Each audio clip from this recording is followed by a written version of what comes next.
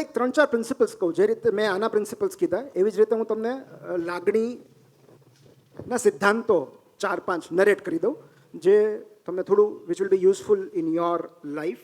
અને એમાં થોડું તો ન્યુરોસાયન્સ પણ છે. બેઝિકલી કેવું છે કે આમ લાગણીનું કોઈ ગણિત નથી હોતું. ઓકે, ગણિત, વિજ્ઞાન અને આર્ટ્સ એ કઈ રીતે જુદા પડે છે કે ગણિતમાં there are fixed formulas and fixed result. Okay, સૂત્રો હોય છે, એના ફોર્મ્યુલાઝ હોય છે, અને એ પ્રમાણે તમે દાખલા ગણો તો જવાબ આવી જાય. તો fixed formulas, fixed rules and fixed results. સાયન્સમાં કેવું હોય છે, there are fixed rules but no fixed results. જેમ કે મેડિકલ સાયન્સમાં અમે એવું કહીએ કે આ ગાઈડલાઇન્સ છે અને અમે ગાઈડલાઇન્સ ફોલો કરીએ છીએ, તો રૂલ્સ ફિક્સ છે. અમારે કઈ રીતે ટ્રીટમેન્ટ કરવાની એ ફિક્સ છે, પણ જેવું ધાર્યું છે એવું રિઝલ્ટ આવશે જ એ ફિક્સ નથી. So there are no fixed results. અમે ઘણીવાર કહેતા હોઈએ કે મેડિકલ સાયન્સમાં 1 + 1 11 થાય, 22 થાય. કારણ કે એ માત્ર અમારે નથી કરવાનું, સામેવાળી વ્યક્તિ પણ આધાર રાખે છે, એની તાસીર કેવી છે, એનો રિસ્પોન્સ કેવો છે. અને સાયન્સ જે છે એ હંમેશા પ્રયોગાત્મક હોય. It is experimental. Science is always experimental. તો ફિક્સ્ડ રૂલ્સ તો છે કે આ પ્રયોગ કરવાનો છે, પણ એનું પરિણામ શું આવશે, ક્યાં ભડકો થશે, ક્યાં ધુમાડો થશે એ ખબર નથી. સો દેટ ઇઝ સાયન્સ. અને જ્યાં કોઈ નિશ્ચિત નિયમો જ ન હોય અને નિશ્ચિત પરિણામ પણ ન હોય, there are no fixed rules, no fixed results, એને આર્ટ્સ કહેવાય. કોઈ નિયમ જ નથી. મન પડે એવું ચિત્ર દોરો, મન પડે એવો નિબંધ લખો, મન પડે એવી નવલકથા લખો, સાયન્સ ફિક્શન લખો. કોણ ના પાડવાનું છે? કારણ કે આર્ટમાં કોઈ નિયમ જ નથી.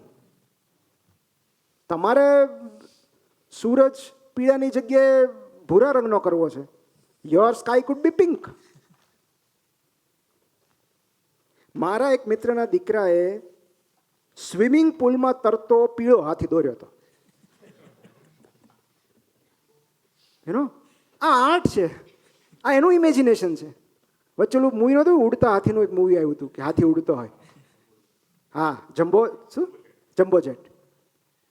તો એ ક્રિએટિવિટી છે. એને પછી સાયન્સ સાથે કોઈ લેવા દેવા નથી, કારણ કે એ હાથી ગુરુત્વાકર્ષણ નથી ભણ્યો એટલે ઉડી શકે છે. હું એવા ઉડતા હાથીની કલ્પના ન કરી શકું કારણ કે હું સાયન્સ ભણ્યો છું. પણ હું આર્ટ્સમાં હોઉં તો હું કાંઈ પણ ઇમેજિન કરી શકું. અને એક લેખક હોવાની એ જ એક મોટી નિરાંત છે, એક આશીર્વાદ છે કે તમે કાંઈ પણ બનાવી શકો છો. કાંઈ પણ એટલે it has to make sense, sensible હોવું જોઈએ. પણ you can justify. If you are convinced, you can justify કે તમારું સ્કાય કેમ પિંક છે. તમે જસ્ટિફાય કરો. તો આર્ટમાં કોઈ ફિક્સ રૂલ્સ નથી હોતા, કોઈ ફિક્સ્ડ રિઝલ્ટ્સ નથી હોતા. અને એટલે જ આપણે કહીએ છીએ art of living. Science of living નથી કહેતા, કારણ કે એવા કોઈ ફિક્સ રૂલ્સ નથી હોતા કે આ જ પ્રમાણે કરવું જોઈએ. અને એટલે આર્ટ ઓફ લિવિંગ. અને એ જ રીતે ફિલિંગ્સ જે છે એનું પણ it is an art more of rather then science. પણ યસ, એમાં ન્યુરોસાયન્સ આવે એટલે ફિલિંગ્સ કઈ રીતે જનરેટ થાય, કેટલો સમય રહે, એનું શું કરવું જોઈએ, એમાંથી કઈ રીતે છુટકારો મેળવવો, આ બધી બાબતો આવે. પણ અલ્ટિમેટલી એના કોઈ ફિક્સ રૂલ્સ નથી હોતા. અને એટલે જ જ્યારે આપણે એવું કહીએ ને કે ઇમોશન્સ જે છે, બેઝિકલી હું તમને એક જ લાઇનમાં સમજાવી દઉં કે emotions is equal to again energy in motion.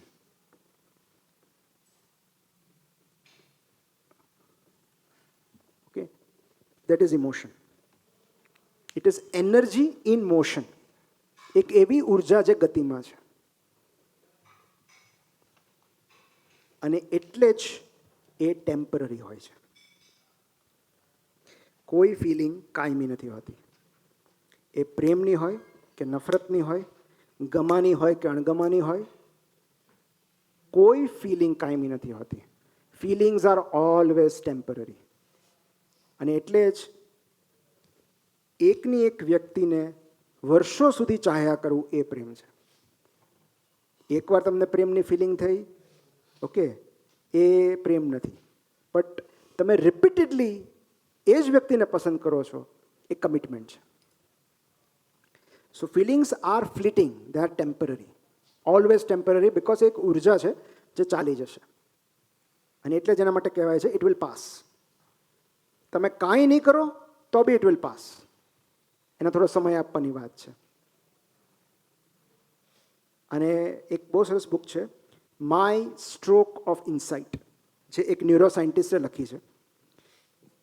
એમને, હું નામ ભૂલી ગયો, પણ એમને એક સ્ટ્રોક આવ્યો, સિવિયર સ્ટ્રોક આવ્યો, અને અમુક અંગ પેરાલાઇઝ થઈ ગયું. થોડા સમય પછી તેઓ રિકવર થયા, પણ જે સ્ટ્રોક પછીની એમની લાઈફ હતી એ પહેલાં કરતાં વધારે સુખી હતી. એ વધારે આનંદમાં રહેવા લાગ્યા. એ લોકોને વધારે સારી રીતે મળવા લાગ્યા, લોકોની પીડા પ્રત્યે વધારે સંવેદનશીલ બન્યા, ચિંતામુક્ત જીવન જીવવા લાગ્યા. અને એવું કેમ થયું? બિકોઝ પોતે ન્યુરો સાયન્ટિસ્ટ હતા. તો એમણે ફંક્શનલ MRI કરાવીને જોયું કે આવું શું થયું. ત્યારે એમને ખબર પડી કે મગજનો અમુક ભાગ જે જજમેન્ટ માટે, ચિંતા માટે, એન્ઝાઇટી માટે જવાબદાર છે, એટલા ભાગને લોહી મળતું બંધ થઈ ગયેલું. તો એટલા ભાગમાં નેક્રોસિસ હતું. સો એ એરિયા ડેમેજ થયો, એટલે એમની લાઈફ વધારે સારી બની ગઈ. અને એના પરથી એમણે બુક લખી, માય સ્ટ્રોક ઓફ ઇનસાઇટ. અને એમાં એમણે એક રૂલ લખ્યો છે જેને કહેવાય 90 સેકન્ડ રૂલ્સ. આ રેસ્ક્યુ બુકમાં છે. Rule of 90 seconds. એ એવું કહે છે કે કોઈ પણ ફિલિંગ માત્ર 90 સેકન્ડ જ ટકે છે. ધીસ ઇઝ નોર્મલ જીવન ચક્ર of any feeling. Only 90 seconds જ ટકે છે. હવે આપણે એમ કહીએ કે પણ ઓલાએ મને જે હર્ટ કર્યું હતું એ તો મહિના સુધી હાલ્યું. થાય જ ને કે આપણે મહિના સુધી એની અસરમાંથી બહાર નથી આવી શકતા. તો એનું કારણ એવું છે કે ફિલિંગ તો 90 સેકન્ડે પૂરી થઈ જાય છે. એની એ ફિલિંગને આપણે ક્યાંય સુધી રિપ્લે કરીએ છીએ મનમાં. અને ત્યાં જ પેલી બુદ્ધની સેકન્ડ એરોવાળી વાત આવે છે કે પહેલું જે તીર વાગ્યું એનાથી શારીરિક પીડા થઈ, એ તો તમે કાઢી નાખ્યું. પ્રોસ્ટાગ્લેન્ડિન્સ રિલીઝ થયા, ત્યાં ઇન્ફ્લામેશન થયું, અને તમે એનસેડ લઈ લીધી. પણ પછી મને તીર શું કામ વાગ્યું? કોણે માર્યું? હું જ વચ્ચે મળ્યો હતો, બીજા કોઈને નહીં, મને જ કેમ વાગ્યું? એની પાસેથી આ તીરની અપેક્ષા નહોતી. એ સેકન્ડ એરો છે, એ માનસિક પીડા છે, એ માનસિક યાતના છે. ઓલું તીર તો ક્યારનું નીકળી ગયું છે, પણ એ સેકન્ડ એરોથી આપણે વધારે પીડાઈએ છીએ, માનસિક યાતનાથી વધારે પીડાઈએ છીએ. અને એટલે આ રૂલ ઓફ 90 સેકન્ડ્સ છે કે જેમાં જો તમે તમારી જાતને થોડોક સમય આપો, if you observe your feelings, તો gradually it will pass. It has to pass. અને એટલે હવે બનાના ટેકનિક તમને વધારે યોગ્ય લાગશે, બરાબર? પણ ઘરમાં કેવું હોવું જરૂરી છે, નહીતર એમાંથી ઝઘડો થાય કે ક્યાં કેમ ન લાવ્યા. તો આ એટલે જે આપણે એમ કેમ કે લોકો એવું કહેતા કે ઠંડુ પાણી પી જાઓ, શાંત થઈ જાય મગજ, ચા પી લો, ચા પી લો. આ ચા પીવાથી ગુસ્સો ઉતરતો નથી, પણ એટલે ચા પીશો ત્યાં સુધી તમે વિચારી શકશો. 90 સેકન્ડનો ગેપ મળશે, ધીરે ધીરે એ પાસ થઈ જશે ફિલિંગ. અને એટલે જ જે સુસાઇડલ ફીલ કરતા હોય ને એ લોકો એકવાર ટ્રેન ચૂકી જાય ને પછી એમનું જીવન પાટે ચડી જાય. તમે ઘણા લોકો ત્યાંય મોડા પડે છે કે વંદે ભારત તો ગઈ, હવે કૂદવું હતું. તો it is very temporary feeling. તમે સુસાઇડલ ફીલ કરો છો એ પરમનન્ટ નથી ફીલ કરતા. એક હીટ ઓફ મોમેન્ટમાં તમને એવું નક્કી બધું વાર્તાનો અંત લાવી દઈએ.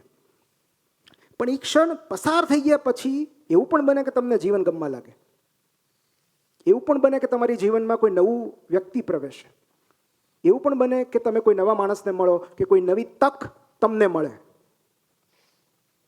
Things can change any time. એટલે જો કશું જ નિશ્ચિત ન હોય તો આ જે ફિલિંગ છે, જે સેડનેસની, ડિપ્રેશનની, ડિસઅપોઇન્ટમેન્ટની, ફેલિયરની, એ પણ પરમનન્ટ ન હોવી જોઈએ, એ પણ નિશ્ચિત ન હોવી જોઈએ. So feelings are temporary, always temporary. અને that is why there is a technique label your feelings. આ બહુ જરૂરી છે. એક વિખ્યાત ન્યુરોસાયન્ટિસ્ટ છે ડૉક્ટર ડેન સીગલ. ડેન સીગલે આ ટેકનિક વિકસાવી છે અને એ ટેકનિકનું નામ છે name it to ટેમ it.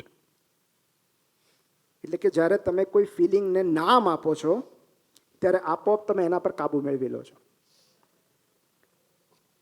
Suppose if you are feeling hurt, તો say I am feeling hurt, I am feeling disappointed,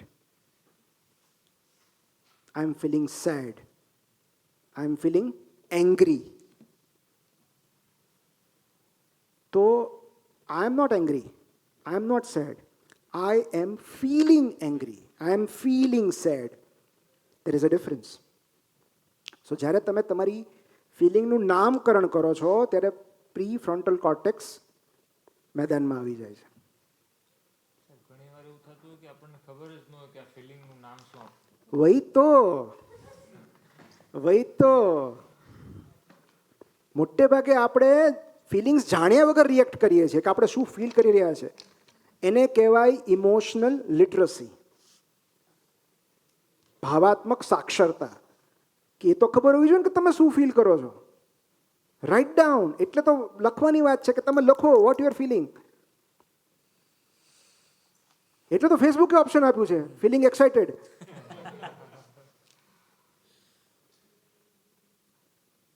કાંઈ ખબર ન પડે તો શું નામ આપવું? Feeling confused. Feeling confused. Confusion is also feeling. કે મને કઈ રસ્તો જ નથી સૂચતો. Feeling confused. પણ આ શું કામ જરૂરી છે? બિકોઝ સી આ બેઝિક વાતો આપણને સ્કૂલમાં નથી શીખવાડતા. How to master your emotions એ આપણને કોઈ સ્કૂલમાં ઇમોશનલ એજ્યુકેશન નથી આપતા. ને જો આપતા હોત તો સટોરી સન્ડેની જરૂર જ ના હોત. પણ આપણે બધા એટલા માટે પીડાઈએ છીએ ક્યાંક બેઝિક સમજણની ઉણપ છે અને એટલે આપણને લાઈફને નેગોશિએટ કરવામાં, નેવિગેટ કરવામાં આટલી બધી તકલીફ પડી રહી છે. કે આ જ્યારે મેં વર્ષો પહેલાં મેં સાંભળ્યું હતું નેમ ઇટ ટુ ટેમ ઇટ, અને ત્યારથી હું આનો અમલ કરું છું ને every time it is effective. તમે આજથી ટ્રાય કરજો, તમને પણ આ બહુ ઉપયોગી થશે. Don't react. પહેલાં લખો અથવા વિચારો કે તમે શું ફીલ કરી રહ્યા છો. You are feeling hurt. મોટે ભાગે એવું જ છે, feeling hurt, feeling rejected, feeling disappointed, feeling worthless. પણ એ ફિલિંગનું નામકરણ કરવાથી તમને બહુ સારું લાગશે. કારણ કે એ ફિલિંગ સામે લડી શકે એવા એરિયાઝ આપણી જ અંદર છે જે આપણને ઉપરથી કાઉન્સેલિંગ કરી શકે. અહીંયા જ મોટિવેશનલ સેન્ટર છે કે જે આપણને કાઉન્સેલ કરી શકે કે okay this is a feeling. અત્યારે તું આ ફીલ કરી રહ્યો છે, કદાચ 10 મિનિટ, 15 મિનિટ, 20 મિનિટ પછી it can change. So this is rule number 1. Feelings are temporary. Okay. Second જે છે એ છે કે જે કંઈ, બિકોઝ અગેન હવે તો તમે એગ્રી થશો ને કે ફિલિંગ્સ જે છે એ ઉર્જા છે. Everything is energy. બરાબર. અને અત્યારે મારો અવાજ તમારા સુધી પહોંચી રહ્યો છે એ પણ વાઇબ્રેશન્સ છે, સાઉન્ડ વાઇબ્રેશન, સાઉન્ડ વેવ્સ. તો તમે સાયન્સમાં મતલબ તમે બ્રહ્માંડમાં માનતા હો કે નહીં, યુનિવર્સલ લોઝમાં માનતા હો કે ન માનતા હો, તમે વિજ્ઞાનમાં તો માનતા હશો. કારણ કે જો તમે વિજ્ઞાનમાં જ નથી માનતા તો તમે અંધશ્રદ્ધાના યુગમાં જીવો છો. સો તમે એક વાત તો તમે માનશો કે વિજ્ઞાન જે છે એ એટમ્સના આધારે ટકેલું છે. ઓકે. અણુ અને પરમાણુની ગતિ આપણે બધા ભણેલા છીએ. બરાબર. અને દરેક અણુ કે પરમાણુ જ્યારે કંપન અનુભવે છે ત્યારે એક ઉર્જા જનરેટ કરે છે. સો દેટ ઇઝ હાઉ આપણે એને વાઇબ્રેશન્સ કહીએ છીએ. અને જે વાઇબ મેચ થાય, આ લોકો કહે ને જેનઝી વાળા કે વી ડોન્ટ વાઇબ ટુગેધર વેલ, એમ તો એ વાઇબ મેચ થવા જરૂરી છે. વાઇબ મેચ થવા મતલબ એનર્જી મેચ થવી જરૂરી છે. અમુક લોકોને મળીએ તો કારણ વગર કેમ આપણને આમ અકળામણ થાય છે કે આની બાજુમાં નથી બેસવું. વાઇબ મેચ નથી થતા. He is vibrating at a lower frequency. So vibe match નથી થતા, મતલબ કે તમારી એનર્જી મેચ નથી થતી. તો આપણી અંદર તો કેટલા બધા અણુઓ છે. બરાબર. તો જે કંઈ આપણે વિચારીએ છીએ, બોલીએ છીએ, બિહેવ કરીએ છીએ એ બધું એક એનર્જી જનરેટ કરે છે. તમે એને કર્મ પણ કહી શકો, એનર્જી પણ કહી શકો, વોટેવર. પણ આપણે બધા દરેક ક્ષણે એક ચોક્કસ પ્રકારની ઉર્જા બ્રહ્માંડમાં ઉત્સર્જિત કરીએ છીએ, રિલીઝ કરીએ છીએ, સારી કે ખરાબ. અને એ રૂલ નંબર 2 એવો છે કે જે કંઈ એનર્જી તમે બ્રહ્માંડમાં મોકલો છો એ એનર્જી રિબાઉન્ડ થઈને પાછી આવે છે. તમે જે કંઈ આપશો એ પાછું આવશે. બિકોઝ તમે હવે આને કર્મનો સિદ્ધાંત કહો કે વોટ એવર યુ સે, કારણ કે તમે જે એનર્જી રિલીઝ કરો છો એના સૌથી પહેલાં રિસીવર તમે પોતે છો. ગુસ્સો એક એવું ઝેર છે જે સૌથી પહેલાં તમે પીવો છો અને તમે એવું આશા રાખો છો કે સામેવાળાને મેક્સિમમ ડેમેજ થાય. સૌથી પહેલું તો તમે ઘૂંટડો લીધો છે. સો જે કંઈ એનર્જી તમે રિલીઝ કરો છો, you are the first receiver. અને નહીં હો તમે તો વહેલા મોડા યુ વિલ રિસીવ ઇટ. એટલે જે કંઈ સામેવાળા માટે જે કંઈ ભાવના છે એ વહેલી મોડી તમને સામે મળશે જ. એનો બહુ જ સરસ પ્રસંગ છે. હું તમને એક બુક છે, લેટર્સ ટુ માય સન. એક લેખક છે, એણે પોતાના દીકરાને, ટીનેજ દીકરાને શીખ આપવા માટે, જીવનલક્ષી શીખ આપવા માટે આ પુસ્તક લખ્યું છે, letters to my son. Book બહુ સરસ છે. એના અમુક ચેપ્ટર્સ તો ખરેખર બહુ ફાઇન છે.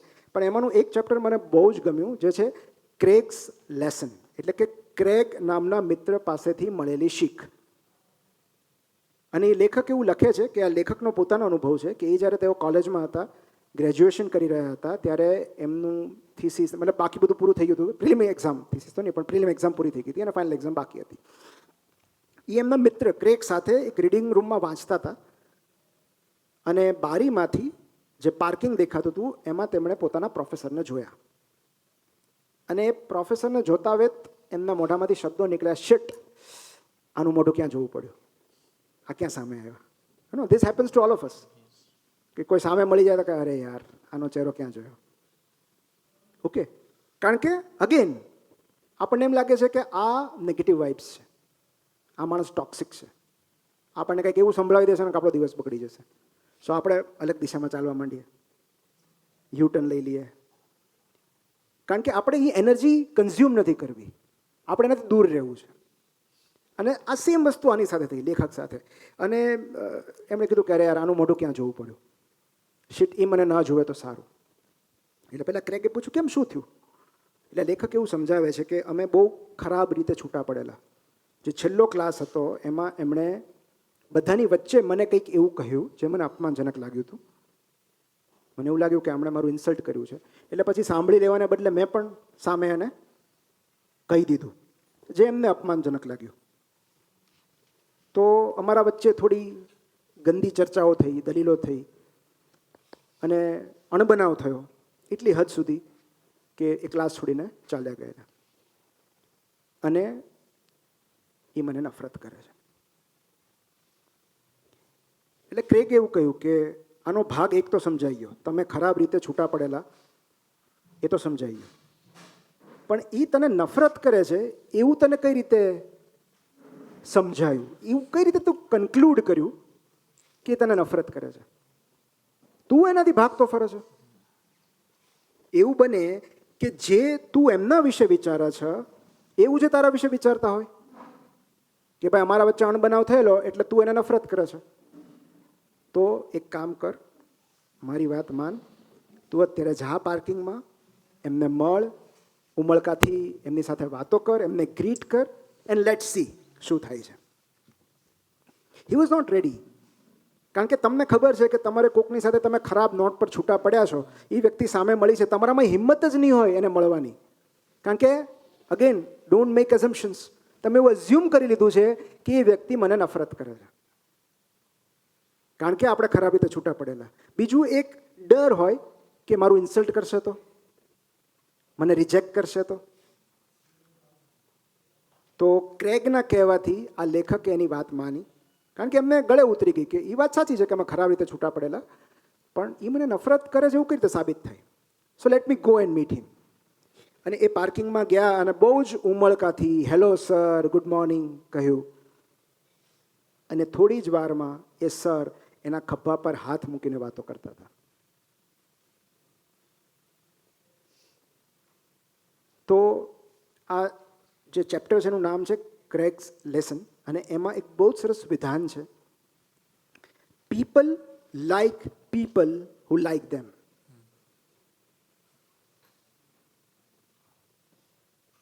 આપણને એવા લોકો સવિશેષ ગમે છે જેમને માટે આપણે પ્રિય હોઈએ.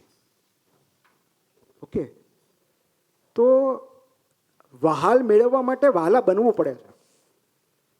યુ કાન્ટ એક્સપેક્ટ કે કોઈ તમને પ્રેમ આપે જો તમે એને ન આપતા હો. જો તમે એને આદર ન આપતા હો તો કોઈ શું કામ આદર આપે?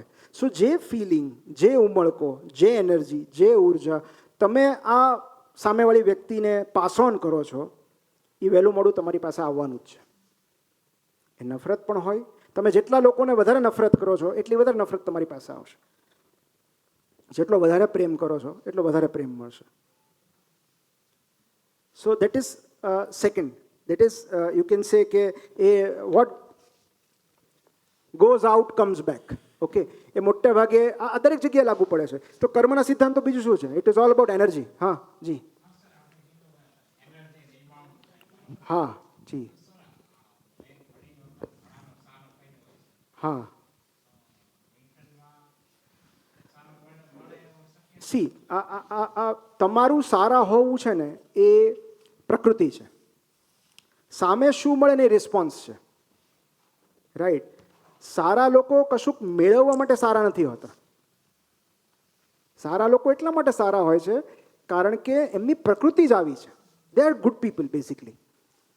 અને આટલા ક્રૂર જગતમાં તમે સારા છો એ જ સૌથી મોટી ઉપલબ્ધિ છે. એનાથી વધારે મોટો કોઈ રિવોર્ડ છે જ નહીં કે તમે સારા છો. You are nice and you will attract nice people. અત્યાર સુધી નથી થયું તો હવે થશે. પણ તમારું સારા હોવું જ, ઈશ્વરે તમને સારા બનાવ્યા છે એ જ સૌથી મોટો રિવોર્ડ છે. Isn't it? તો મેં એવું વાંચ્યું હતું કે સારા લોકો એટલા માટે સારા નથી હોતા કારણ કે એમણે કશુંક મેળવવું છે.